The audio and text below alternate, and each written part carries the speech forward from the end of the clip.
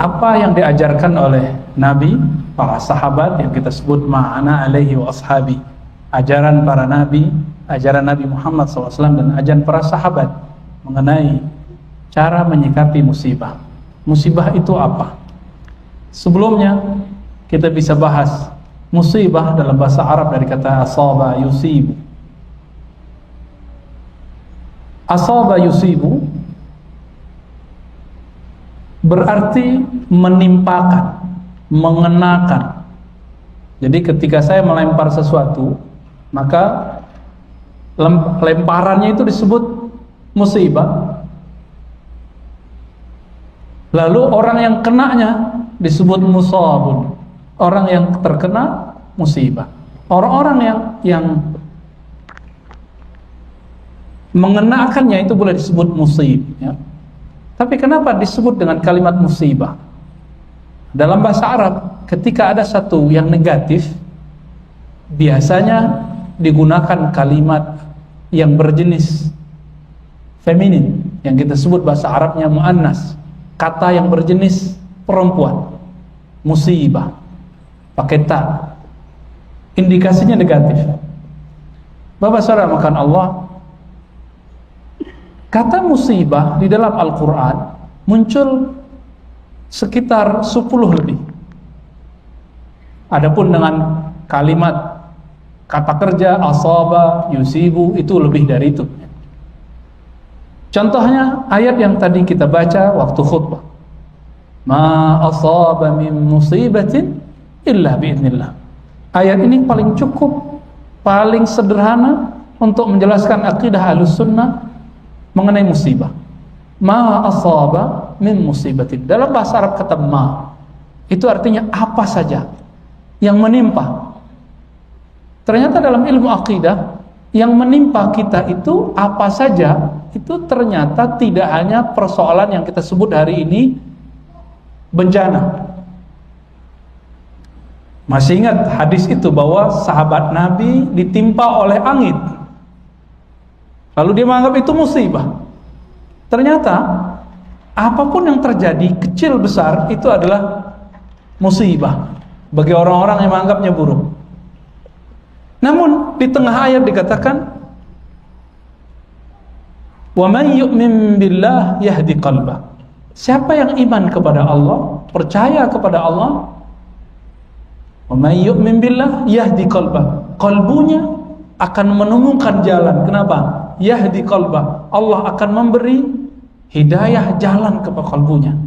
Bapak saudara makan Allah, sakit, sehat itu bagi kita mungkin satu yang berbeda. Tapi di sisi Allah sama. Orang sakit yang sabar, dia dapat pahala yang sama dengan orang yang tidak sakit lalu bersyukur. Karena ternyata musibah itu ada bermacam-macam. Maka kita bagi musibah itu dalam hadis Nabi dikaitkan dengan qadar, takdir. Ada yang disebut khairihi wa syarrihi. Ada yang baik, ada yang buruk. Namun ternyata kata baik dan buruk itu persepsi, adanya di sini. Persepsi. Sakit itu buruk menurut kita, benar nggak? Kita kalau kena penyakit buruk nggak?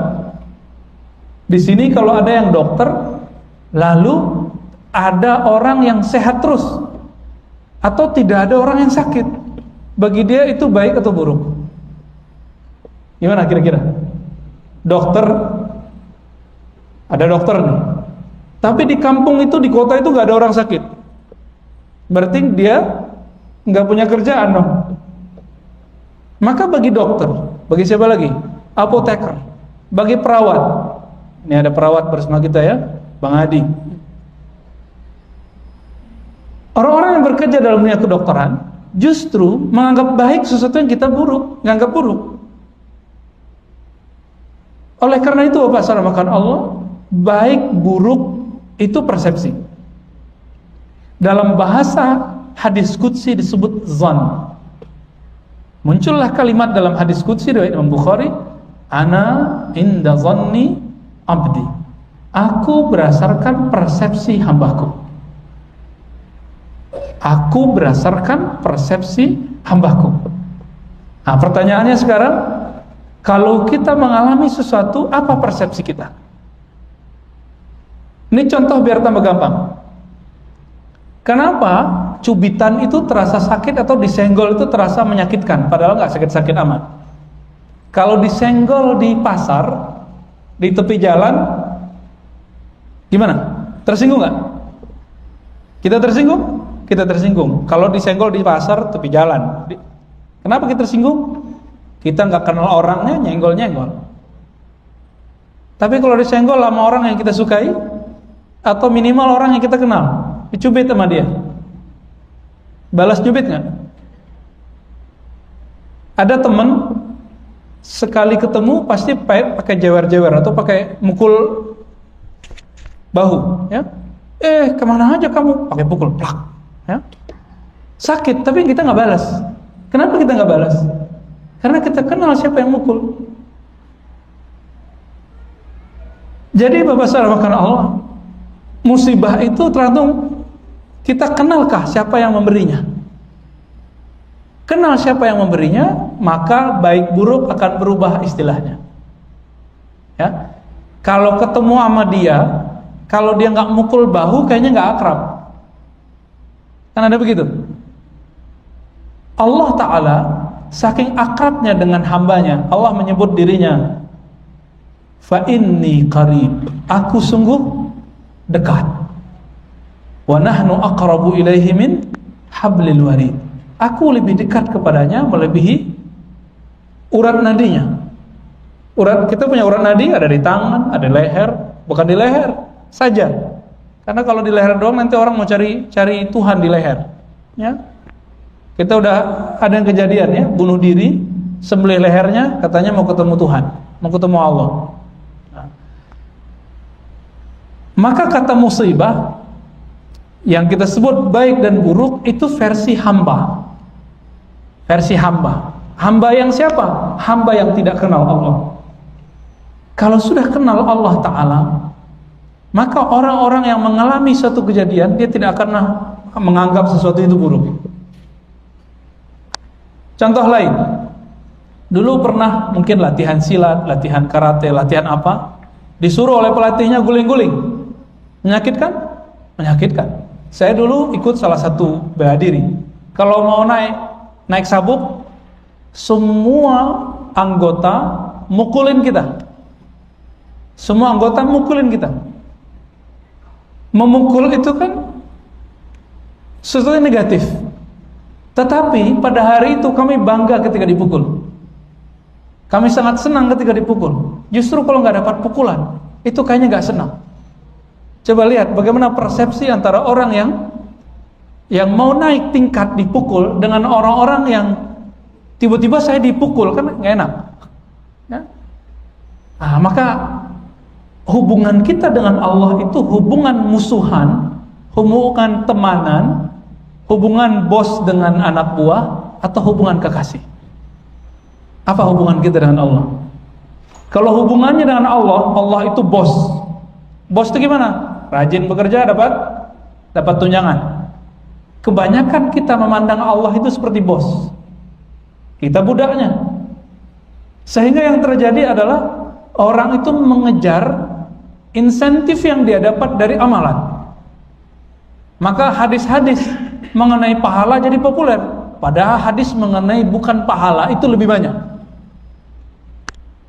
Nabi SAW untuk sahabat-sahabat yang masih baru-baru belajar Al-Quran, supaya semangat baca Quran, Nabi mengatakan setiap hurufnya ada 10 pahala. Jika kamu berwudu ada 50. Hadis riwayat Imam Tirmizi, hadisnya sahih. Tapi bagi sahabat-sahabat yang sudah levelnya senior seperti Ubay bin Ka'ab, tidak ada kalimat itu. Satu kali Nabi SAW meminta Ubay bin Ka'ab, "Hei Ubay, tunggu aku setelah sholat." Maka ditunggulah. Lalu apa yang Nabi lakukan? Ubay bin Ka'ab dipanggil, lalu ditalqinkan bacaan Al-Fatihah. Padahal Ubay sudah hafal surah Al-Fatihah. Kenapa diulang lagi Fatihahnya? Ternyata Fatihah yang pertama itu untuk sholat, Fatihah yang sekarang itu untuk keberkahan. Jadi walaupun kita ini sudah bagus baca Qur'annya, coba ulang lagi deh ngaji kepada ahlinya. Siapa tahu yang pertama itu baru mengenalkan huruf, sekarang baru menikmati huruf. Ternyata Ubay bin Ka'ab mendapatkan keberkahan setelah itu. Apa yang terjadi pada Ubay?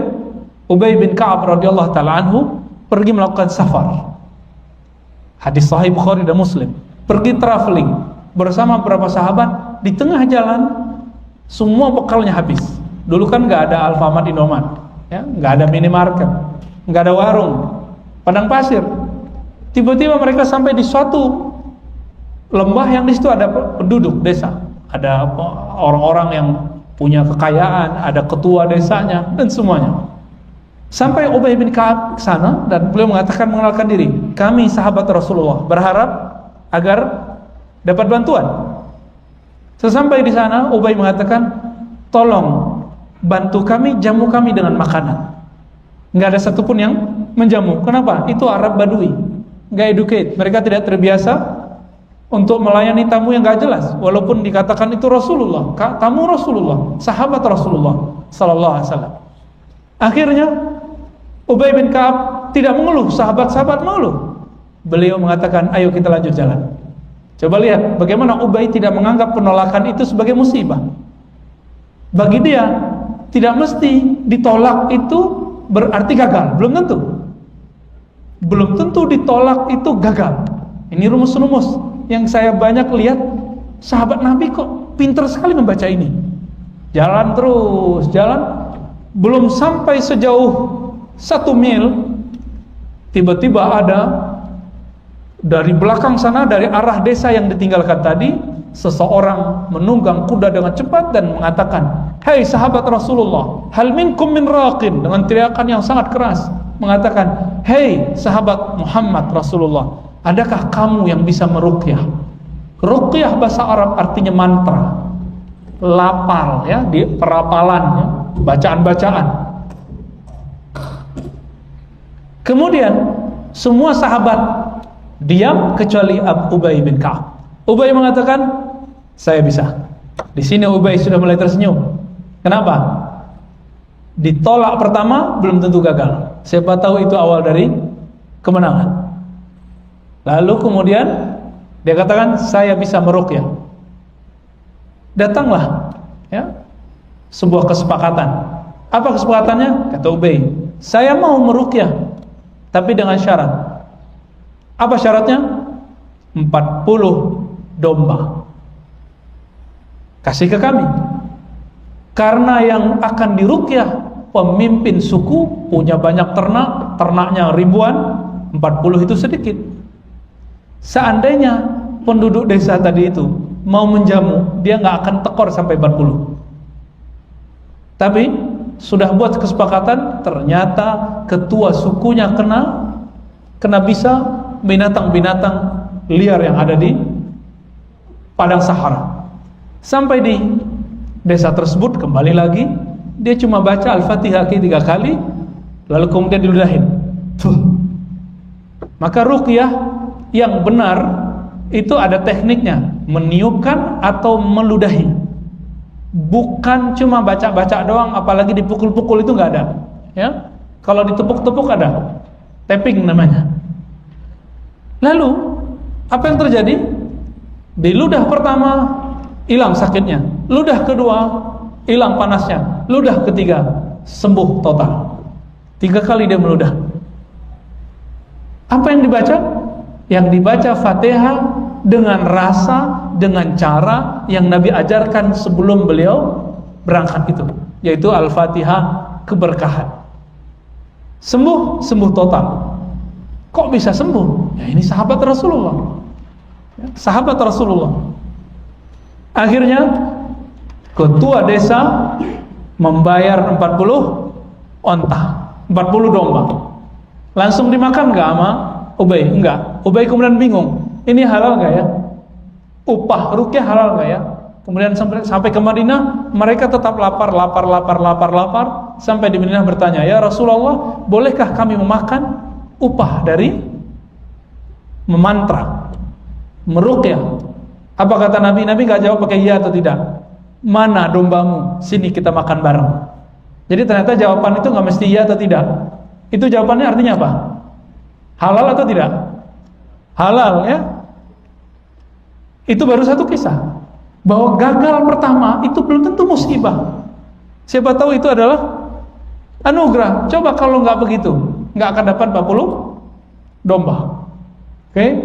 Itu baru satu. Dulu yang senang main ke gunung-gunung, ke bukit-bukit, kita biasanya ditakut-takutin sama orang tua-tua. Apa kata mereka? Hati-hati naik gunung, hati-hati naik bukit, nanti ada babi hutan. Disebutnya apa, Pak? Kan dia celeng gitu ya, kata orang Jawa ya. Celeng kan dia, babi, apalah namanya. Ditakut-takutin. Kalau di padang pasir yang ditakuti apa?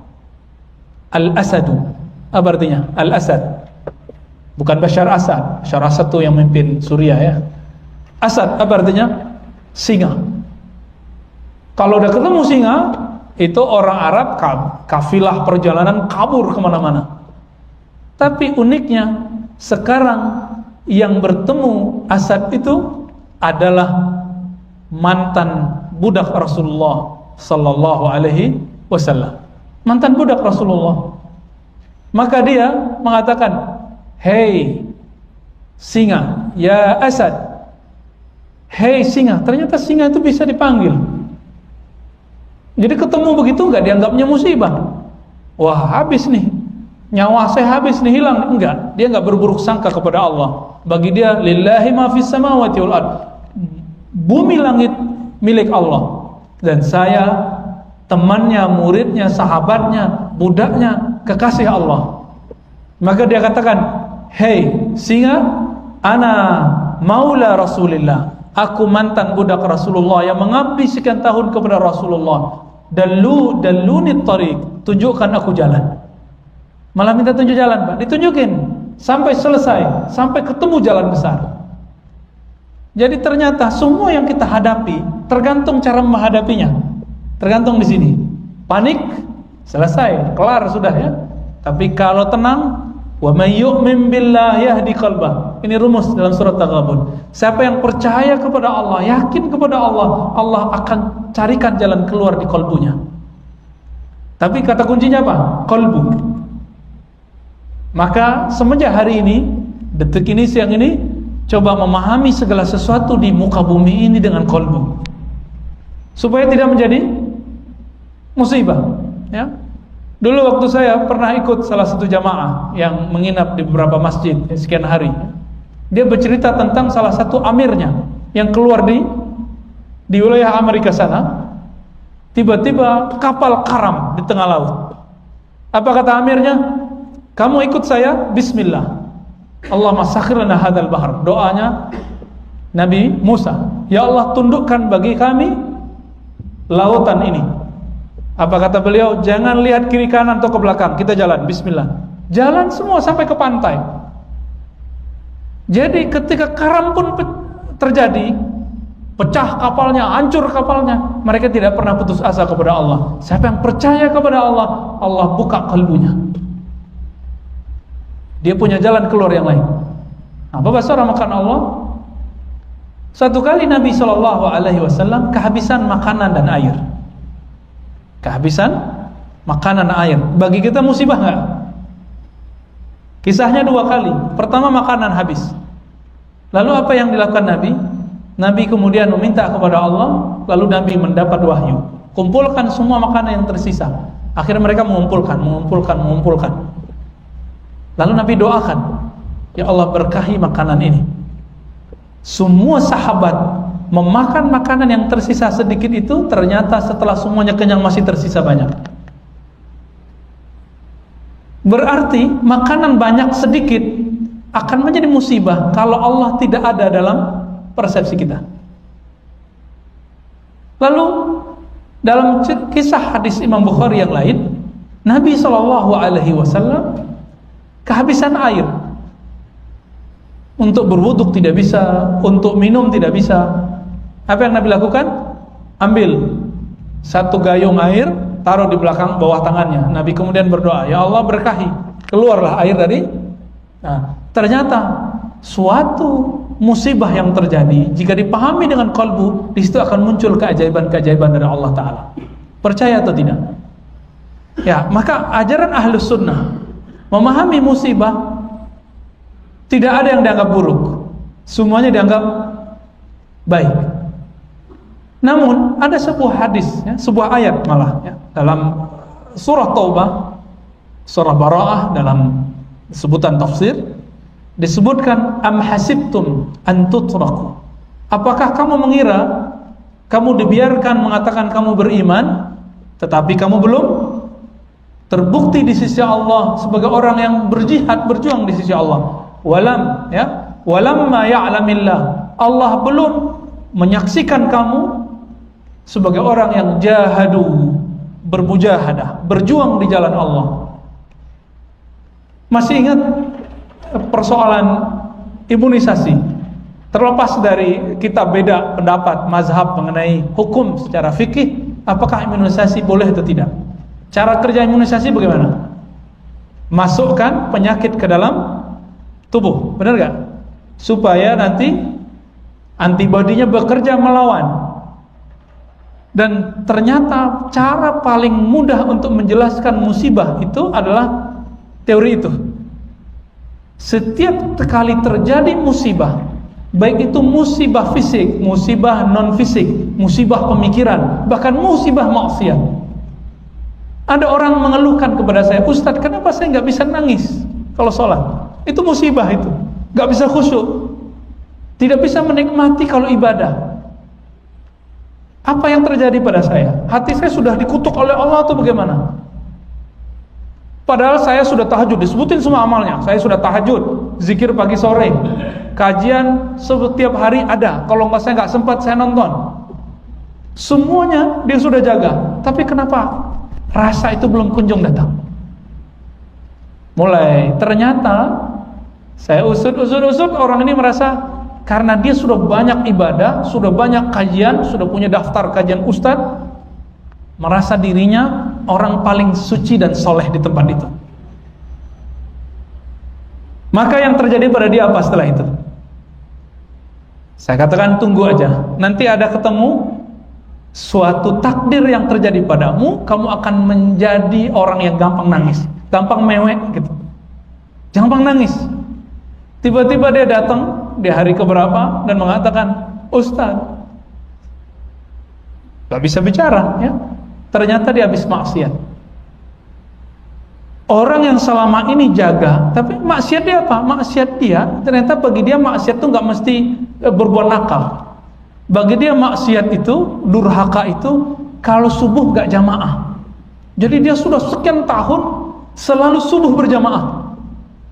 Tapi pagi ini Allah bikin dia tidur.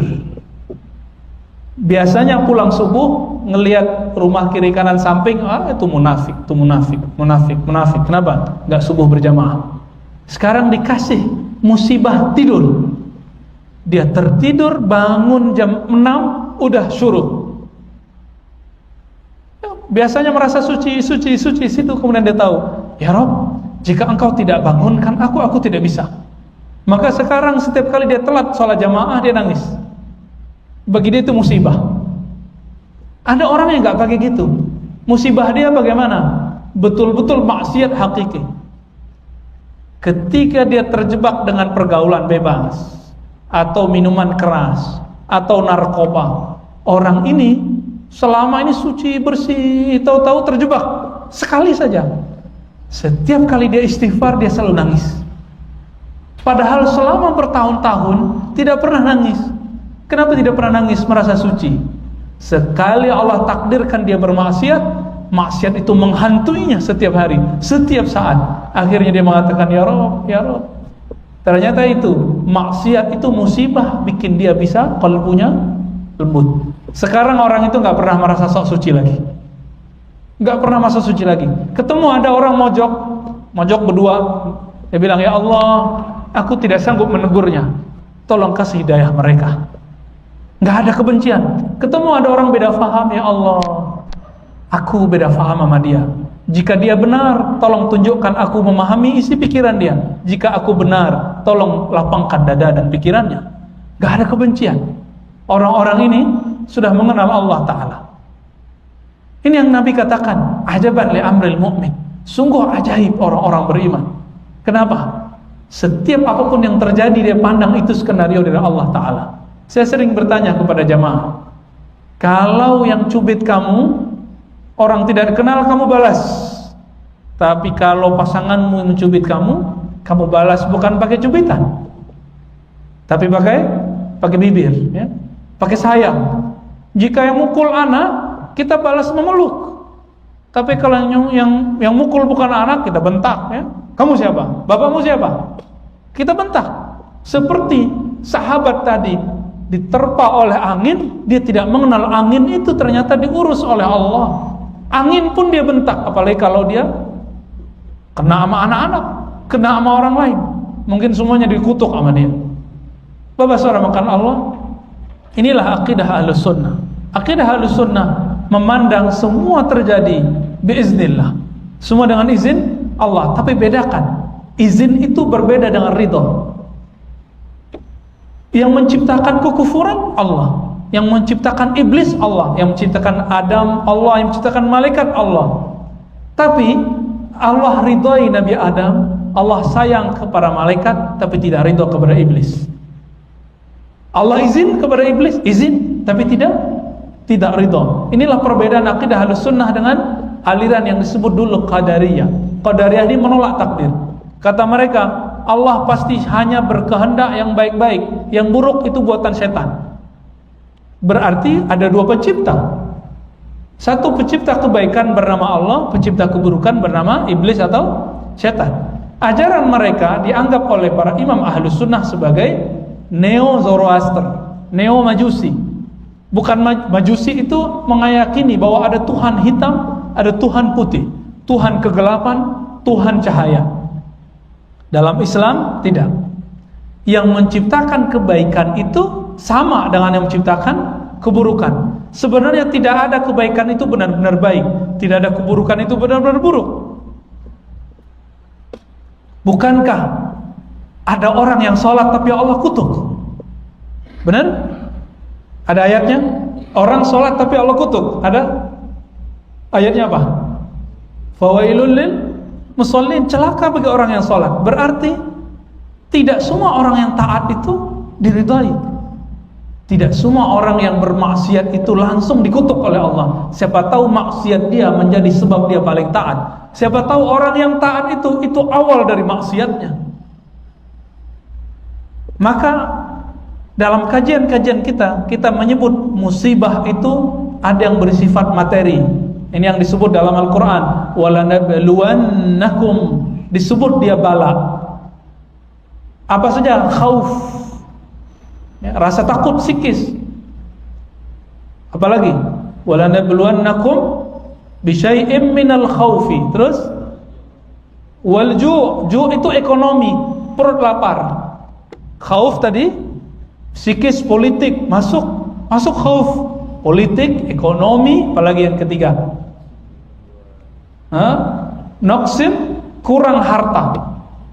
Yang keempat, wal anfus, kekurangan jiwa. Maksudnya ada orang yang meninggal. Ini disebut bala. Bala itu sesuatu yang menimpa dan pasti kesannya negatif secara zahir. Tapi pernahkah kita dapat teman, saudara, mulai sholat pas emaknya mati? Ada yang dapat teman begitu?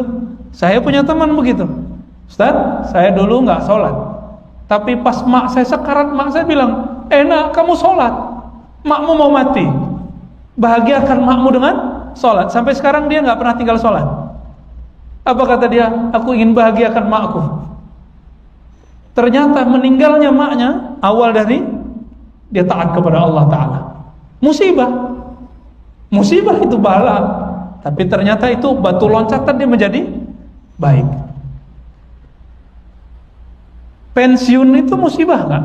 Bagi orang yang lagi butuh duit, musibah. Tapi bagi sebagian orang pensiun itu awal dari memasuki makom yang disebut tajrid. Apa arti tajrid? Bisa fokus bersama Allah, nggak perlu riwa-riwi lagi, ya. Bisa orang biasanya waktu duha sibuk di kantor, dia sibuk bersama Allah sholat duha. Jadi jangan-jangan kita kadang-kadang ada jobless dalam bulan-bulan tertentu, hari tertentu, itu anugerah dari Allah Ta'ala. Bapak saudara makan Allah. Maka ketika ini terjadi, bala ini terjadi, jangan selalu dipahami negatif. Lalu ada jenis kedua. Apa jenis kedua? Kalau di surat Al-Mulk apa? Tabarakalladzi biyadihil mulk wa huwa ala kulli syai'in qadir. Terus dialah, ya. Terus kalau puji bagi Allah, siapa dia? Khalaqal mauta wal hayata liyabluwakum. Liyabluwakum, untuk apa? Siapa yang ahsanu amal. Ternyata hidup mati. Orang mau mati biasanya sakit, tabrakan atau apa. Berarti itu proses semua itu. Orang hidup ada yang makan, minum, lapar. Maka semua yang disebutkan dalam surah Al-Baqarah yang 4 itu maknanya terkandung dalam ayat ini, surah Al-Mulk. Segala puji milik Allah yang menciptakan hidup dan mati. Untuk apa? Liyabluwakum. Ternyata hidup itu sendiri disebut bala.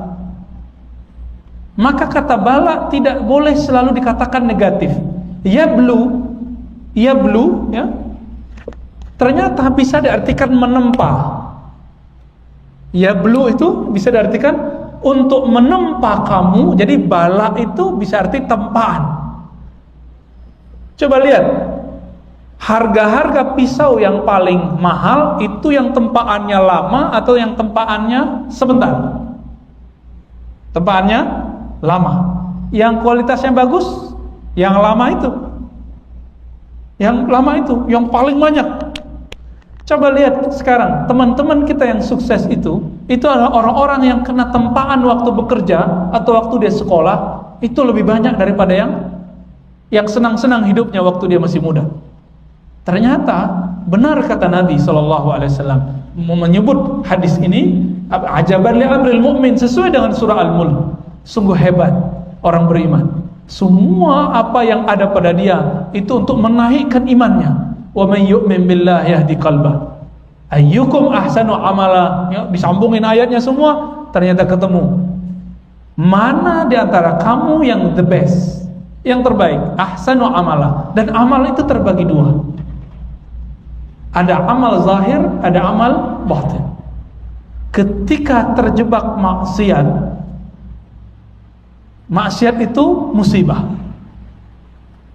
Kita mengatakan dia sudahlah, hancur sekalian, berarti dia masuk ke orang yang putus asa, khauf, masuk ke khauf.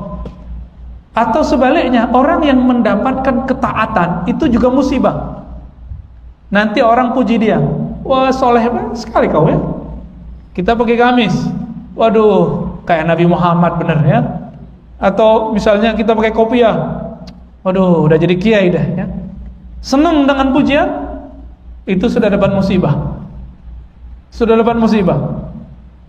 Atau saya punya pemahaman, saya ikut satu kelompok, pemahaman saya anggap paling benar, itu musibah pemikiran.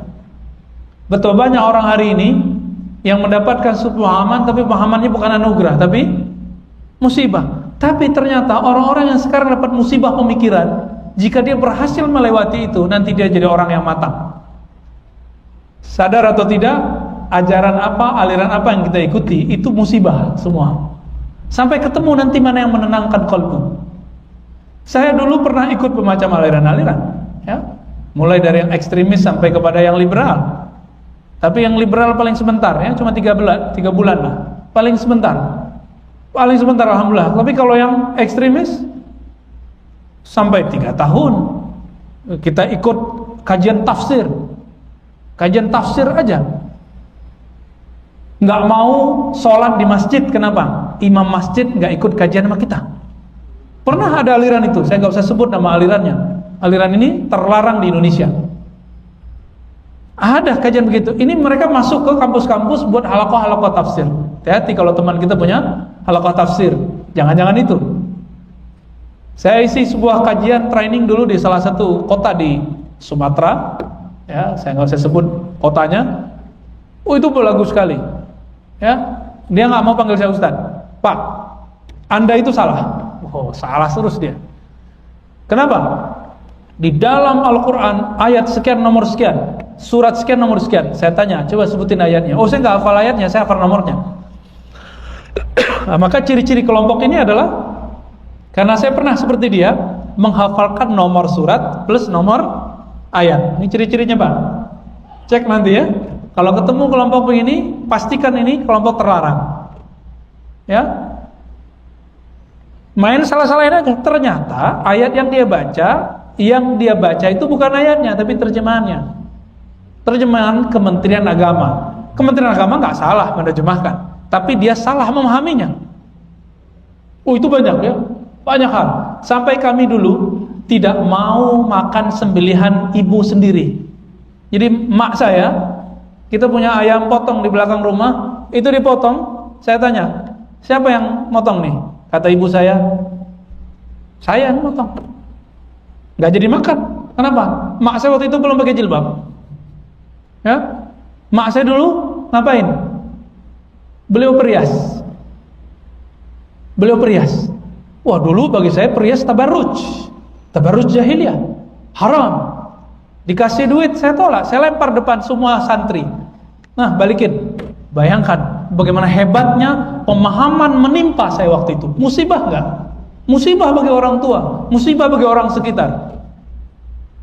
Saya merasa dapat nikmat, tapi ternyata itu musibah. Cuma itu menempa pikiran. Lewat masa itu, lepas dari situ kayaknya pikiran saya bisa ditempa sesuatu dan itu menjadi kuat. Sekarang kalau ada yang ketemu begitu, langsung bisa kita benerin cara berpikirnya. Mereka masuk ke anak-anak muda dengan cuci otak, kita bisa cuci otak dia kembali. Teknik itu saya dapat dari mereka. Nah, Bapak karena Allah, maka musibah itu juga ada bersifat pemikiran, bersifat ajaran. Kenapa Allah semua ciptakan itu? Jawabannya sederhana. 2. Pertama surat At-Taubah tadi, supaya Allah menyaksikan siapa di antara kamu yang betul-betul bermujahadah, berjihad, yang betul-betul berkorban. Dan yang kedua, siapa di antara kamu yang ahsanu amala, yang the best, yang bisa melewati masa itu semua. Maka jika ada kita mengalami masalah hari ini, esok atau nanti, katakanlah nanti, ya Allah, pasti Engkau menginginkan sesuatu. Pasti Engkau menginginkan sesuatu yang baik. Maka Nabi SAW selalu berdoa setiap selesai sholatnya. Diajarkan ke sahabat Abu Darda, a'inni ala dzikrik wa syukrika wa husni ibadatik. Ya Allah, bantu aku, ilhamkan aku untuk bisa bagus-bagus berzikir kepadamu, bersyukur kepadamu, menyempurnakan ibadahku kepadamu. Jadi ternyata ibadahnya orang-orang yang dapat musibah adalah bersabar. Sabar itu di kolbu atau di baju? Atau di tulisan? Ya udah, saya sabar, tulis. Itu sabar atau tulisan sabar?